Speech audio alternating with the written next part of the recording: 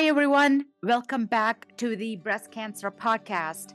Hello, I'm your host, Dr. Deepa Halaharvi, a fellowship trained breast surgeon, and also happen to be a breast cancer survivor, thriver, and a warrior, living my best life. As you know, breast cancer affects millions worldwide, touching lives in a profound ways. Whether you're someone facing a diagnosis or a supporter seeking information or just eager to learn more, this podcast aims to be a beacon of understanding, hope, and empowerment. I'm here to talk about all things breast cancer, from surgery to survivorship, as well as high risk for breast cancer to metastatic breast cancer. My goal is to provide you with reliable information, share inspiring narratives, and foster a supportive community. I know firsthand the challenges breast cancer diagnosis brings. Throughout this podcast, I will give you strategies to handle difficulties that arise from cancer diagnosis. We'll have insightful conversations with medical experts, researchers, survivors, caregivers, and advocates. I will tackle topics that impact our lives as cancer survivors. My goal is to educate you and empower you to live your best life. I definitely have. Well, let's get started. Sure. Hi, everyone. Welcome back to the Breast Cancer Podcast. I'm very excited about today's episode. We're going to be talking about how you can decrease the risk of lymphedema. And there is a way to do it. And so we have great experts today on our podcast, and they're going to be talking about their company and what they have. And we have lots of great tips for you, great tools for you, great tools that you can advocate for yourself. So I'm going to start with Mary Rose. She is a nurse in our office, and she helps us in detecting early lymphedema. If patients have it, there is a method of detecting it, and I don't want to give it away too much. I want to introduce you guys, Elaine and Dr. Walton Taylor. If you could introduce yourself, please. Elaine? Thank you, Dr. Taylor. My name is Elaine Fielding, and I work for Impedimed. I'm a clinical program specialist for the company that has the technology and for the L-Dex, the lymphedema index score. I am actually a breast cancer survivor myself, so this is very near and dear to me. And making sure that patients have access to all the best technologies for best survivorship, really. Absolutely. Okay, I'm Walton Taylor. I do breast cancer surgery and melanoma surgery in Dallas, Texas. I work for Texas Health Resources. And I've been working with the group at Impedimed since roughly 2007, 2008. Oh, wow. Back in the early days when the technology was coming out, first making it to the United States out of Australia. And it's been just a fun journey, helping patients and preventing the disease that they don't need to have, lymphedema.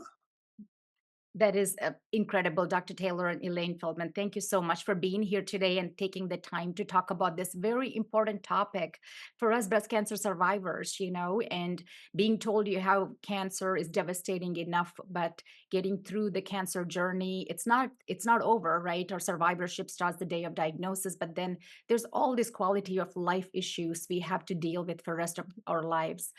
There is something that's in our control that we can help our patients, and that's how can we, maybe identify lymphedema at early stages, subclinical lymphedema, and we'll go into all these terms in just a little bit.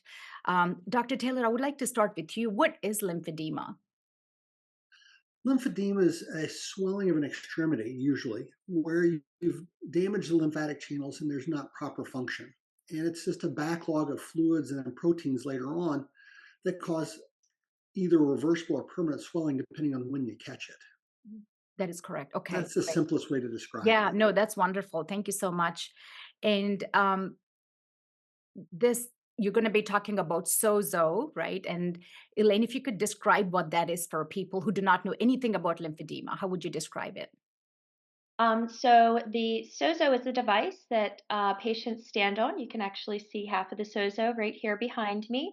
It sends low-level electrical currents through a patient, measuring total body water, extracellular fluid, and intracellular fluid. And that's very important for measuring for once the lymphatic system is compromised from surgery or treatment. from breast cancer treatment or surgery rather. Yeah, yeah. That's that's very good to know. We have that in our own office, and we, use this same equipment on our patients in our office. And before I start talking about what this is, there are three different stages of lymphedema, actually four different stages, stage 0 to stage 3. And stage 0 is where we identify lymphedema before it's clinical, meaning before you can actually see the symptoms. And I think that's why this equipment is so valuable for our patients who are diagnosed with breast cancer. And lymph nodal removal surgery called a sentinel lymph node biopsy, identifying the first draining lymph node, or performing a lymph node dissection. There's a different percentages of risk of lymphedema that we tell our patients. We usually say for a sentinel lymph node biopsy, around less than 10%. If a person will have a lymph node dissection, meaning removing a lot more lymph nodes, level 1 and level 2. And also, if they get radiation, the risk of lymphedema goes up higher. And so it's And really, taxanes too. and Taxanes actually, chemotherapy. for Yes, patients who yeah, get taxane chemotherapy, we see an increased risk for lymphedema. that is correct. Yeah, that is correct.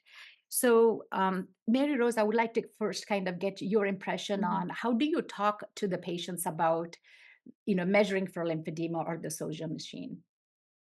Well, typically how it works in our practice is the registered nurse sits with the surgeon when they talk to the patient about their cancer diagnosis and then discuss the surgical treatment. Dr. Halaharvi introduces the concept of lymphedema, but then the nurse has a separate teaching session with the patient where we go into preparation for surgery. And I talk to patients more in depth about lymphedema at that point. The reason being, when I'm sitting with Dr. Halaharvi, I can see the anxiety in the patient's face, usually, at the idea of this lymphedema thing. Sometimes patients know from other people they know who have had lymphedema and who struggle with it. Sometimes it's just the unknown of what is it. And so I tend to give a lot of explanation of it. And I also tell them that years ago, when there were radical mastectomies, they tended to not talk to patients about lymphedema because they didn't want to make them nervous about it. And now we talk about it because we've learned in the process of advancement, patients who catch it early do much better. So that's why I give this explanation to them. And they do better once they get that information. And I have to get a baseline SOZO measurement. So I have to give some explanation to the patient of what we're doing and what the purpose is of this. So the surgeon introduces the idea, the nurse goes into much more detail of it. Yeah, it's so important. And, as you know, Dr. Taylor, when we diagnose new cancer patients, we present them at our multidisciplinary conference where there's other surgeons, medical oncologists, radiation oncologists, nurse navigators, and but actually taking care of a patient is like a whole team approach. It's not just me taking care of the patient. I have nurses, we have nurse navigators, we have other specialties. So it's really great that we have an advocate like Mary Rose in our office. We have three other nurses in our office. And so we're very lucky to have that. And it's all about for people. And I feel really very grateful and lucky to be in the United States and being diagnosed in the United States where we have access to things like this machine, which can detect lymphedema at a very early clinical stage, meaning then we can provide them with options of treatment before it becomes clinically visible lymphedema. There's enough side effects that go with the treatment of breast cancer. We are taking the anti-estrogen medication, side effects of chemotherapy, radiation, and to deal with lymphedema on top of that, that can be really painful as a breast cancer survivor. How about the cost of this machine for hospital systems? How can they go about that? The cost, there is a piece of equipment, the SOZO, that comes with the purchase, but it is a monthly fee. The monthly fee ranges. I I honestly, I don't have that type of information. I'm on the Okay. clinical side where I do provide that support, but there is a small capital for the piece of the equipment, and then there is a small monthly fee associated with the SOZO, for the software, for the L-Dex score outputs, and the other outputs that the SOZO does provide, such as the body composition outputs, and then we also have a segmental output as well, which provides segmented information of each limb. But the majority of our customers, they are using the L-Dex, that lymphedema index score, for their patients for that early detection of lymphedema. That's So to follow up okay. on something you said, to cure someone's cancer, oftentimes we put them through a lot and we Yes. hurt them. We do. In the Yeah. effort to cure them, we injure them. Right. We put them on medication that really disrupt their life. We do radiation that causes side effects. We potentially give them lymphedema. We give them anxiety and stress that goes on for years past their surgery. Mhm. One of the nice things about the L-Dex is it's something that we can actually use. The SOZO device, something we can use to decrease one of those problems, try to prevent lymphedema. You think about lymphedema. What does that mean when it progresses? It means chronic pain. It means wearing a sleeve every day for the rest of your life. It means pumps at home, maybe surgery to try to improve it, but never cure it. It's a really miserable chronic disease if it gets out of control. And we don't have a lot of options to make it better. We don't, except for catching it early. Mhm.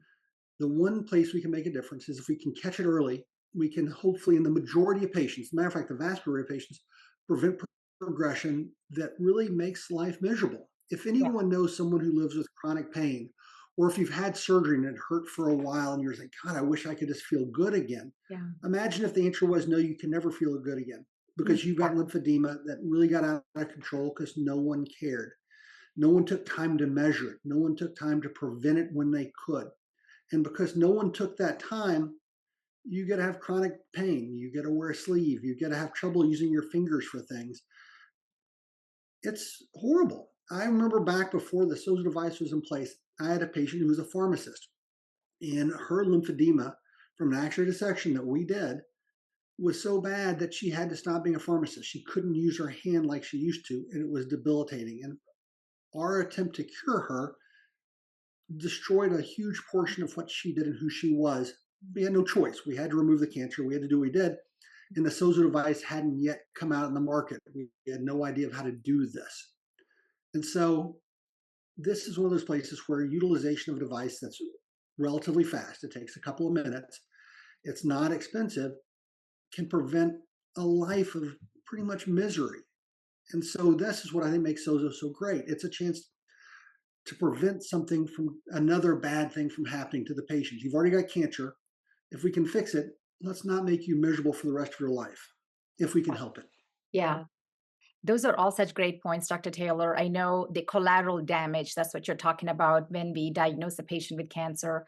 Obviously, we have to take them to surgery, remove the cancer, but then everything has risks. And unfortunately, one of the risks of doing Oh, surgery for lymph nodes is lymphedema. And, those people back in the 70s, before we actually started doing a sentinel lymph node biopsy, everyone got lymph node dissection. I can't even imagine the quality of life or lack of quality of life for those patients. So, and I think I really am very grateful that there is such a thing as this machine, which can help people to, find lymphedema if it's going to happen in early stages. So hopefully we can treat it before it becomes very symptomatic. Mhm. I'm really very honored that you both are here today on the podcast. And Dr. Taylor, I know you're a past president of American Society of Breast Surgeons. You're one of the people that I look up to, and you're one of my heroes. And for many things, you're for not kind. You're one of mine. no, what I admire about you, you're such a patient advocate, and I've listened to your talk at all these, American Society of Breast Surgeon meetings in the past, and you are part of developing the national guidelines for genetic testing, for mammography, for now for the SOZO. And this is very well known, or it is on the national guidelines, right? This is part of the recommended national guidelines is to measure Yeah, lymphedema, correct? For sure, the NCCN guidelines actually call out bioimpedance and recommend it. It's followed by them, and so does the National Accreditation Program for Breast Centers. So Right. SOZO is called out in a couple of locations recommending it. Yes, yes. And I think that's a really good point for the people who are listening to this podcast to know that it's part of the national guidelines. So it's something that you want to ask your physician, ask your hospital system, because this is like a very basic requirement for, treatment of breast cancer management. If your doctor doesn't ask you about lymphedema, if they don't talk to you about lymphedema, if they don't do things to proactively try to manage this, that's problematic. It Yeah. is in the guidelines. And the NAPBC recommends that patients be educated on lymphedema and Mhm. then followed so as to prevent progression onto severe forms. So this is something that's in guidelines. Yes, absolutely. And that's why I wanted to make that point, is for people to know this is part of guidelines. This is not something that we're just recommending to people. It's part of the national guidelines. So make sure you're asking your physician for this equipment to be measured. Speaking of that, Mary Rose, so how often do you measure these patients who come in before surgery? Right. We make the introduction about lymphedema, the SOZO machine. We get that initial baseline. We do not measure at the post-op visit. And then in our practice, the next visit that the patient has is a 4-month follow-up. From there, there's 6-month follow-up later, and then from there, an annual visit. And so the 4-month, the 6-month, and then the annual, they're getting their SOZO measurement done.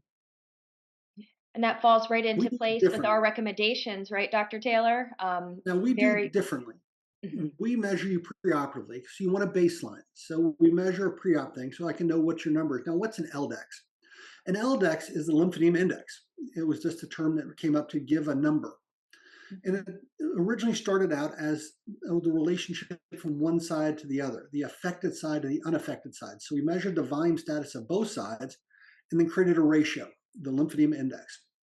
And if you see a jump, you see it going up, that's when trigger bells happen or warning bells happen. That's when we think we need to look into it. And so a move of roughly 6 points is what we consider to be a triggering event. When it goes up 6 points from a baseline, and the baseline's done preoperatively, that's where you should be. We see a 6 point bump. We know this is a sign that early lymphedema may be happening. This is the start of stage 0 lymphedema. In that situation, we go ahead and treat. We put them in just an off-the-shelf sleeve and recommend them for an exercise program and just walk through the lymphedema, process with them at that moment. Let me rephrase that. So we get a trigger event, and this is when we intervene. This suggests it could be stage 0 lymphedema, and we get them into an off-the-shelf sleeve if that works for them. In some patients, if we're especially concerned, we may set them up for lymphedema therapy at that point. We work with all of our patients to remind them of the importance of exercise. Weightlifting exercise is important in reducing lymphedema risks. So is healthy body weight. Obesity is an independent risk factor for lymphedema. So we talk to our patients about that. It's also, obesity is a risk for recurrence and having future cancers. So we talk about that also. It sort of blends into the whole program. When you get that triggering event, though, we move into the sleeve and other things. That's perfect. That's perfect. I don't know Okay. if you heard Dr. Mary Rose, we also do it at the preoperative setting. So Yeah. when the And then we patient do, comes in, yeah, go ahead, perfect. doctor. I'm going to then keep that theme thing. So now, how do we measure patients? We do the pre-op baseline, like I mentioned, and then we do it every 3 months. I actually do it for a couple of years, every 3 months, because we see patients of cases of lymphedema happening at 8, 10, 12 months at post-surgery. The most common time, interesting enough, is about 8 to 9 months after surgery. We see patients getting chemotherapy, getting radiation, and then it all culminates. And so it tends to be about 9 to 10 months after diagnosis when patients get the majority of cases. So we follow them out for several years, quarterly, and then every 6 months for several years past that. Elaine, for the protocol for you guys, it is every 3 months for 2 or 3 years? Yep. So the protocol is that pre-surgical baseline, how both Dr. Taylor and Mary Rose explained, and then we recommend quarterly measurements for the first 3 years, every 6 months, years 4 and 5, and then annually after. Um, that is our recommendation based off of clinical trials. Yes. And that is good that you're doing it up to 3 years, because 80 to 90% of the time who develop lymphedema is going to happen within the first 3 years. Is that correct, Dr. Taylor? That's true. Yes. And this is a really important thing to talk about, because there are apparently 5 million or over 5 million cancer survivors who have had lymphedema or have been affected by lymphedema. Mhm. That's a pretty big number. And I don't know if you had any other different statistics other than that. Do you think at least 1 in 20, if not more than that, will get Yeah. lymphedema? They Right, will, and that's a big number. right, Mhm. right. And you were very good about talking about the different strategies about preventing lymphedema. Obviously, you said, if they have subclinical lymphedema, they're going to get sleeves, gloves, compression garments. Sometimes they can get manual lymphatic massage. And do you guys do that at your institution as well? Refer them to physical We therapy? do. We do. Yes. Yeah. And gentle exercises. And we tell them, making sure you're not wearing too tight clothing, make sure you're not getting injured in that affected arm. And the main thing Dr. Taylor touched on is increased BMI or obesity. That's not only a risk factor for cancer coming back, but also a risk factor for lymphedema. And I think that's really important. And please correct me if I'm wrong, Dr. Taylor, you may have already said it, is weightlifting is like the only thing that has been proven to decrease or not get or control lymphedema. Do you agree with that? It does. And there's actually some data out looking at progressive weightlifting, and it shows that it decreases the recurrences to severe exacerbation of lymphedema. Again, you think about it, once someone's got lymphedema and it moves in the chronic phase, it still can get worse and better. It's never good, but it can get worse and better. And there's some data suggesting that progressive weightlifting can actually increase the times between exacerbations. Okay. Oh, that's good to know. That's very good to know. Anything else that you all want to talk about the L-Dex and lymphedema? Anything else our viewers need to know about? It's a vital sign. The L-Dex is a vital sign. It really is. You come in, we check your blood pressure, we do your height, we do your weight, we look at your pulse and respirations, and we do your L-Dex. It's just a vital sign for lymphedema. It doesn't take much time, and it brings in a lot of value. It really does. It gives my patients all want to know the number. Where am I? Where was I? And they like to follow it. It's something that, again, they're being proactive in preventing disease, which is a big deal. We're catching it early when it's, again, reversible in most patients. So it's a huge deal for our patients. And the device does more than that, which is nice. It actually does body composition. It's interesting. I'm 56. So I go to the doctor and we actually do the same device, and it's able to tell me that I need to improve the muscle mass in my lower extremities. I'm below where I need to be. And if I'm 75 like this, I'll have trouble getting up off the floor if I had to. In fact, I actually can know muscle mass and other things like that. And so there's a lot of other things the device can do, but its sweet spot is really lymphedema. Yeah, Mhm. that's really great to know. I just actually found out about the muscle mass most recently, and I was very surprised that it can do that as well. But yeah, that's really great value for us to know. And it's all about, I listened to all these talks on longevity and things like that. It's all about muscle mass. It's all Mhm. about protein intake and, keeping your body weight within normal limits. And so this is really great. This is available not just in the United States, but outside the country. Insurance should cover it. Cost is really not that high. It's part of our national guidelines. And so, just like how we present our patients at the multidisciplinary conference, if you're seeking care at a location, at a hospital system, you want to make sure your cases are presented at a multidisciplinary conference. You want to make sure there is a team of people that are, working with you, not just the surgeon. We can't do it all by ourselves. We need the team, and team like Mary Rose and others really help take care of you. But also, end of the day, the whole reason that I started this podcast is to educate yourself, empower yourself, so you can advocate for yourself. And end of the day, you want to advocate. And like Dr. Taylor mentioned earlier, quality of life is a big thing. We don't really talk about it as much in the breast cancer world, but as surgeons, we are causing a lot of collateral damage as surgeons and medical oncologists, radiation oncologists. So there are things you can do that you can take some control back in your hands. And this is definitely one of them. And I'm really super grateful for the company, for Elaine, for Dr. Taylor, for talking about it, for educating us. Is there anything else you would want our listeners to Yeah. do today? Yeah. So 1 in 8 women are going to get breast cancer. Our goal as physicians and as nurses and as the entire team caring for the patient is for a year after their diagnosis, when they wake up, they look at themselves in the mirror, they're not horrified. They feel good about their body. They feel good about who they are. This isn't the thing that's front and center in their mind. We haven't given them something that every day reminds them of their diagnosis. They're able to be intimate with their partners. They're able to function and work. They're able to go about life. And the diagnosis of breast cancer isn't tying them down every day due to a symptom or a complication or something related to their care. You don't want them to have a hot flash every day and be miserable. You don't want them to be able to be asexual because it just hurts because of the medications we put them on. We don't want them to be ashamed of their bodies because of the surgery we do. We don't want them to lose function in extremity to any meaningful degree from the treatments we did when we could have prevented these things. And so our goal as providers is to leave patients where we found them or Yeah. better, Yes. not Yeah. worse than we found them. And Yeah. the SOZO and L-Dex is one of the tools Yeah. to let patients be where we found them or better, certainly not worse when they recover from their disease. That's I could wonderful. not agree more. I think that with the SOZO and the early detection, it is key and critical for our survivorship and having that, quality of life after cancer treatment, after cancer surgery.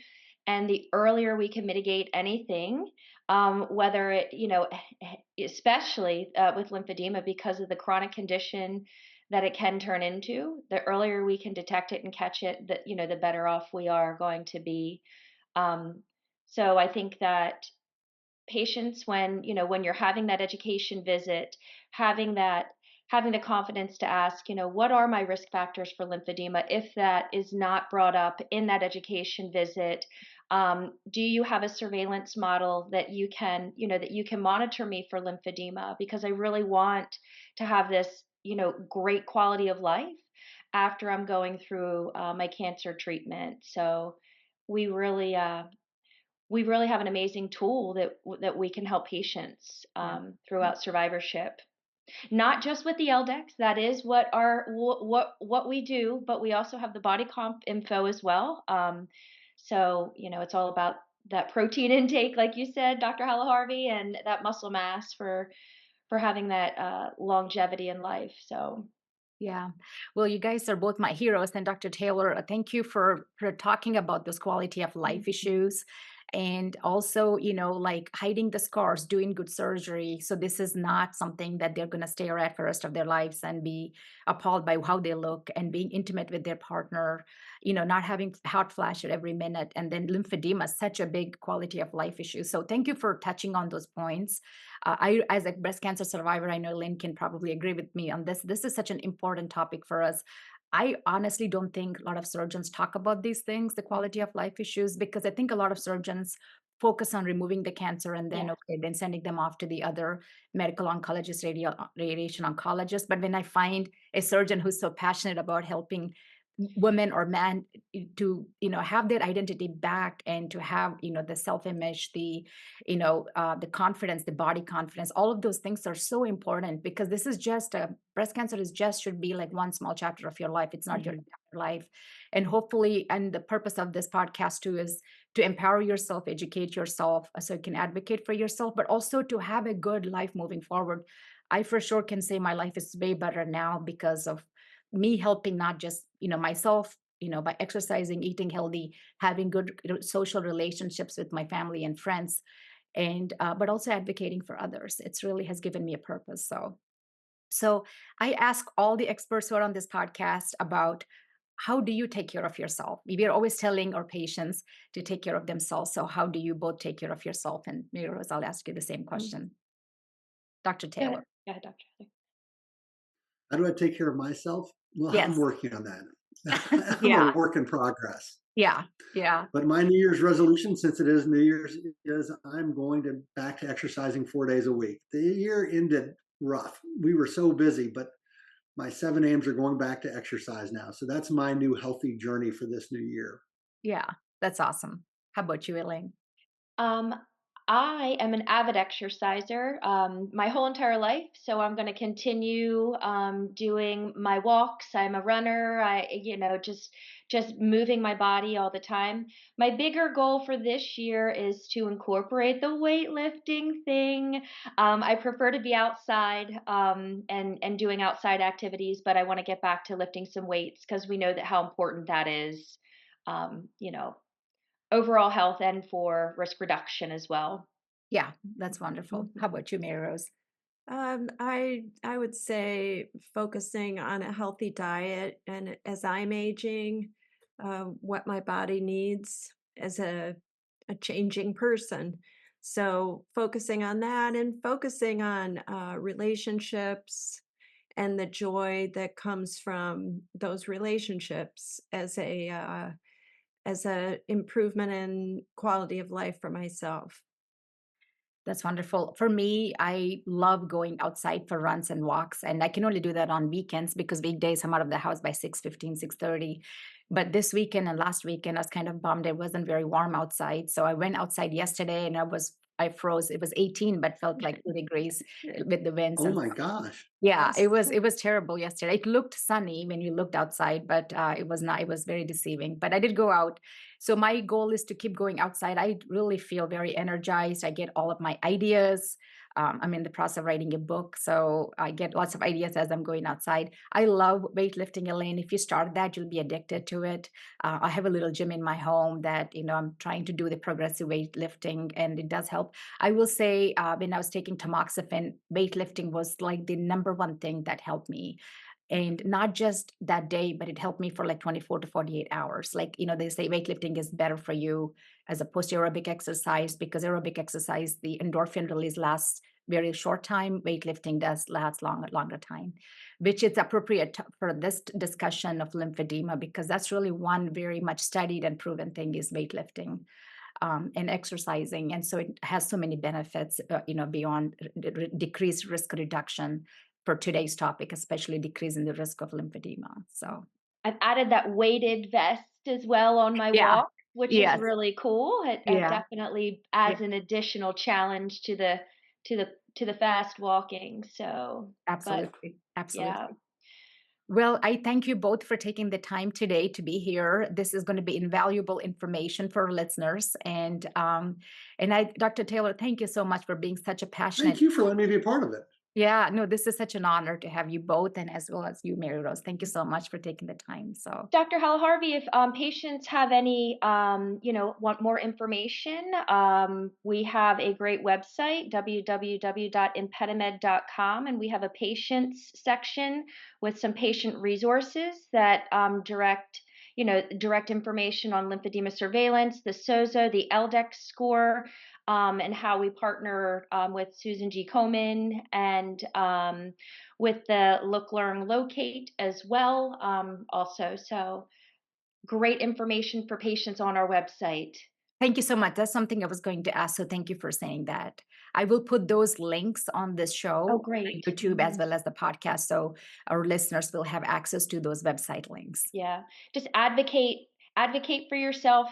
Just ask the questions. And I know it's a lot initially when you're first diagnosed, Mm. but just ask all the questions. Use the wonderful Mary Rose and all of the people that are Yes. there to support Yeah. you during your journey. Just don't be afraid to ask questions. That's my Yeah. biggest advice. Yeah. That's really great advice. Any last minute advice from you, Dr. Taylor? If you're looking at this, watching this, you've got a team of people out there, if you're a cancer survivor, that should care for you. They should want you to be well.